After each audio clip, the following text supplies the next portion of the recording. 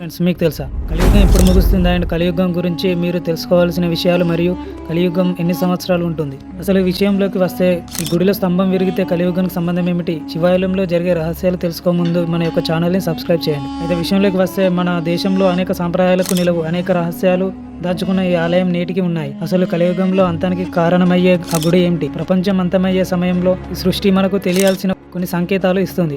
ఈ కేదారేశ్వర దేవాలయం చూడడానికి అద్భుతమైన కట్టడాలు. మహారాష్ట్రలోని అహ్మదానగర్ లో ఉన్న కేదారేశ్వర ఆలయం. ఇక్కడ హరిశ్చంద్ర కోటలో ఉన్న ఈ ఆలయం ఏళ్ల తరబడి భక్తులు విశ్వాసంగా నమ్ముతారు. అయితే ఒకే స్తంభం నిలిచి ఉన్న ఈ ఆలయం మిగిలిన 3 స్తంభాలు గాలిలో ఊగుతూ కనిపిస్తాయి. ఈ ఆలయం 5000 నాటి ఆలయంగా ఈ యొక్క మందిరం క్రింద 4 స్తంభాలపై శివయ్య కోసం ఈ గుడి నిర్మించారు. ఇది ఎవరు నిర్మించారో తెలియదు. ఇది దేవుళ్ళే నిర్మించారని నమ్ముతారు. ఇక్కడ ఉన్న ఆలయంలో 4 స్తంభాలు 4 యుగానికి సంకేతమని భావిస్తారు. సత్యయుగం, త్రేతాయుగం, ద్వాపరయుగం అండ్ కలియుగం గుర్తులుగా భావిస్తారు ఇక్కడి భక్తులు. ఈ ఆలయంలో ఉన్న ఒక్కొక్క స్తంభం విరిగితే ఒక్కొక్క యుగాంతమట. ఇప్పుడున్న స్తంభం విరిగిపోతే ఈ కలియుగం అంతమవుతుందని ఇక్కడ ప్రజలు నమ్ముతారు.